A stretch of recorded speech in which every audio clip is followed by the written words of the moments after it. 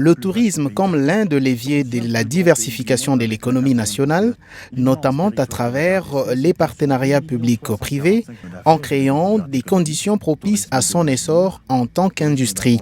Telle est la mission que doit accomplir le nouveau ministre du Tourisme qui a pris officiellement ses fonctions mercredi 28 avril 2021 à Kinshasa, Gombe, à l'issue d'une cérémonie de remise et reprise dans les locaux de ce département gouvernemental qui est resté longtemps à la traîne.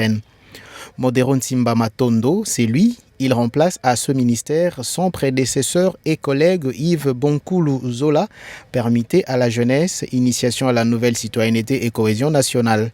Ce dernier a rassuré de sa disponibilité à son successeur pour des conseils utiles pouvant l'aider à atteindre les objectifs lui assignés. Ancien ministre provincial du Congo central en charge des affaires foncières, travail et prévoyance sociale, il était jusqu'à sa nomination dans le gouvernement Samalou Kondé, député national élu de la circonscription électorale de Mwanda, dont ses nombreux partisans ont fait le déplacement de Kinshasa pour l'accompagner à la prise de ses nouvelles fonctions. Travailleur et consciencieux de la lourde tâche lui confiée, Modero Nsimba Matondo entend se mettre au travail le plus tôt possible avec le concours de toute l'administration de son ministère, selon la vision dictée par le président de la République dans ce domaine. Notez que les attentes sont nombreuses dans le secteur du tourisme qui n'a besoin que d'un bon management pour connaître son essor. Le studio Hirondelle RDC a organisé une conférence débat sur la disparition des espaces verts à Kinshasa. Des échanges qui ont permis de remettre en cause la mauvaise gestion des espaces verts dans une ville confrontée aux pics successifs de chaleur. Les solutions principales étaient des grandes réformes au niveau du gouvernement parce que c'est eux les décideurs. J'aurais souhaité que, premièrement, qu'il y ait des intégrations et des formations pour accompagner la population à comprendre ces enjeux qui sont très graves pour eux demain. Parce qu'aujourd'hui, c'est encore petit, mais demain, ça sera très grand. Et puis aussi, créer une politique pour que des arbres soient construits à travers Kinshasa. Créer une politique par exemple en ville, j'ai proposé que sur les toitures de toutes les maisons, qu'il y ait des espaces verts, que l'espace urbain soit aménagé en espace vert. Ça va créer de l'oxygène, de l'air et puis ça va créer plusieurs solutions. Ce débat houleux qui a prévalu entre experts et participants a été une occasion de proposer aux autorités congolaises, surtout celles de Kinshasa, quelques pistes de solutions pour faire face à cette situation déplorable. J'ai proposé 3 solutions. La première était l'instauration dans le programme de l'enseignement primaire, un cours intitulé « La protection de l'environnement ». La deuxième solution que j'avais proposée, c'était l'amour. Pourquoi j'ai parlé de l'amour? Parce que nous le savons aussi, quand on aime quelque chose, je l'ai dit, quand on aime quelque chose, on la protège, on ne veut pas la perdre. Et la troisième solution, c'était, vu que nous avons remarqué que, surtout les Congolais, nous agissons plus lorsqu'il y a une contrainte, lorsqu'il y a peur, nous agissons en tout cas, même si on ne le veut pas, on le fait quand même. Alors j'ai eu à proposer si on pouvait revenir encore comme c'était fait dans le temps du président Mobutu, où on obligeait à chaque personne ou à celui qui achète une terre ou un terrain de 20 sur 20 de planter un arbre. Notons par ailleurs que la ville de Kinshasa connaît de plus en plus d'expoliation de ses espaces verts. Une situation consécutive à la surpopulation de la capitale congolaise. Plusieurs femmes venues de Kinshasa et d'ailleurs ont été sensibilisées sur l'accès à la terre et l'équité des droits irrélatifs.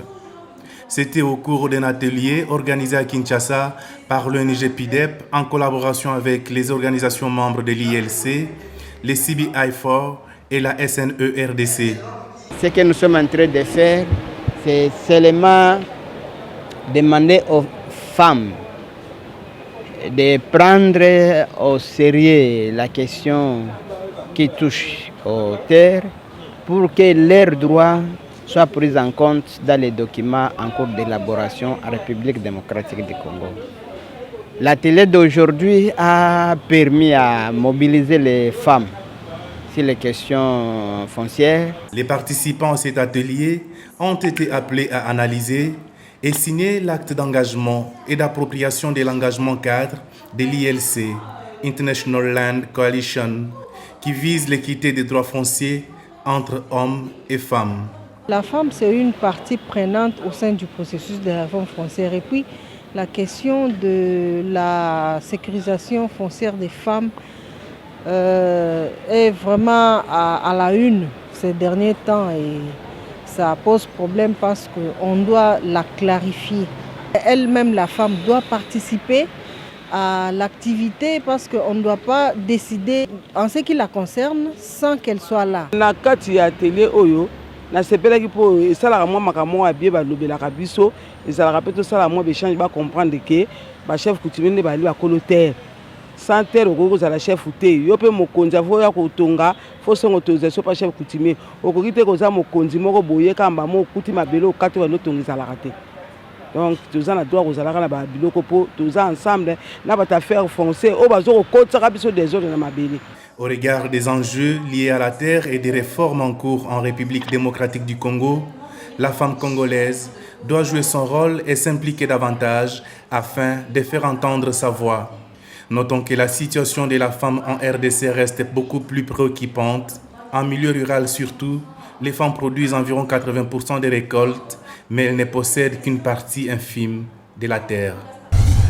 Au bout des 3 mois de participation à la tombola Matissa Capital Nayo, entendez Fructifie ton capital, qui est une opportunité d'affaires pour tous les commerçants qui vendent ces produits laitiers Loya à connaître une floraison dans leurs activités commerciales. Chose promise, chose due, les bénéficiaires qui ont souscrit à la dite tombola ont été récompensés avec les 25 cartons de Loya. Na Loya calcule à 1.25 esili pona ngai ezamba na ngai liboso na beta na banoni mateke no eza solo bando mona ngolukuta na sengi na ba commerçant nyonso oyo balingaka kosala commerce na bango basomba produit Loya po yango nde esala ke ngana za lelo gagnant plus de $1000 donc c'est belé pour nanga commerçant. Na baneko mona ngoli liboso lokola ndoto mais lelo na mona eza réalité 1000 kiloya béton bakanga mana Loya po yango ndemte sala biso yango ndemte matisi biso capital pour na confinement to nyokwa makito lingai to kufa mais na surprise o Loya salingai. En tout cas, Loya, merci. Conseil na opesa na ba commerçant balembate bazala makasi ya ko continuer ko yikampiko ti bango pe ba ko gagner logo la biso to gagner. Avec ces lots de marchandises gagnés, les vendeurs de Loya ont trouvé ici un bon moyen de croire davantage au lait Loya. Et Loya Fort Vita est un bon lait entier en poudre enrichi en vitamines et minéraux essentiels. Nous sommes dans les laboratoires CAM situés à Kinshasa Limete. Dr Kabouya Bitimou, chercheur congolais et l'inventeur du tout premier dentifrice naturel liquide dénommé Tchadon. Une initiation et une solution contre le maladie bucco-dentaire qui attaque les gencives appelée gingivite. Tchadon, c'est un produit qui a un caractère innovant. C'est l'antibiotique approprié pour le problème de gencives. Chose grave, dans l'entrepreneuriat vert congolais, les autorités concernées n'appuient ni ne soutiennent les acteurs de ces secteurs. Vous savez, quand on fait la médecine traditionnelle, ce n'est pas l'affaire du ministre de la Santé. Tous les ministres qui se succèdent, les ministres de la Santé, ignorent totalement l'existence de la médecine traditionnelle dans notre pays. Grâce à ces laboratoires de transformation des produits bio, l'emploi des jeunes est assuré. Je suis un peu satisfait. Pourquoi? Parce que voilà, au moins j'ai un emploi. Pendant que beaucoup galèrent, mais moi voilà. Oui, je me prends en charge. Voilà, aujourd'hui je suis salarié. Avant ce n'était pas le cas. En RDC, les statistiques de l'OMS renseignent que 90% de la population congolaise souffre de ces maladies, notamment la gingivite et la carie dentaire. Le Tchadon a une durée de péremption de 3 ans. Le ministère de la Recherche scientifique et Industrie devrait s'impliquer dans la promotion des innovations Made in DRC. La République démocratique du Congo a lancé à partir de ce 26 avril la semaine africaine de vaccination sur le thème « Le vaccin nous rapproche ». Cette annonce a été faite par la directrice nationale du programme élargi de vaccination, le Dr Elisabeth Mukamba, au cours d'un briefing organisé par les dits programmes avec l'appui technique et financier de l'ONG PAD à l'intention des professionnels de médias, membres du réseau de journalistes amis de l'enfant RJA. À en croire le numéro 1 de PEV, plusieurs activités sont prévues dans le cadre de la célébration de la 11e édition de la CEV, notamment le lancement officiel de cette semaine par les autorités du pays, l'intensification de la communication sur la vaccination, les plaidoyers auprès du gouvernement national et provincial ainsi que d'autres institutions du pays pour la mobilisation de ressources financières, l'organisation de la campagne de vaccination contre la fièvre jaune dans chaque province du pays. Il est prévu également la sensibilisation de la population sur la vaccination de routine à travers les médias et les réseaux sociaux, y compris le respect des mesures préventives sur la COVID-19 lors de la vaccination de routine, l'organisation des séances de vaccination journalières dans le centre de santé. Au cours de cette assemblée, les ministres de la Santé de la région africaine se sont engagés à pouvoir célébrer cette semaine en se focalisant sur un certain nombre d'activités pour valoriser la vaccination. Le paludisme tue plus de 400 000 personnes par an, dont de nombreux enfants en Afrique subsaharienne.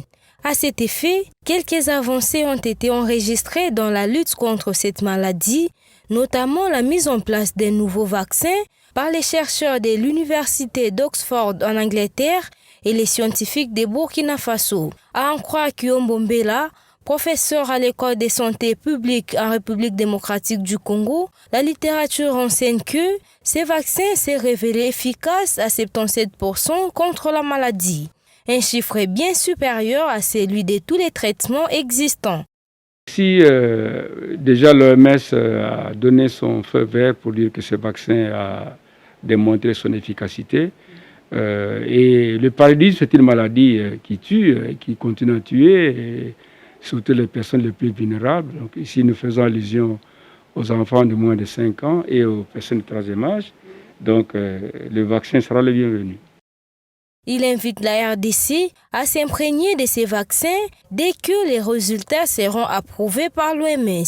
Signalons que le monde a célébré le 25 avril la journée mondiale du paludisme.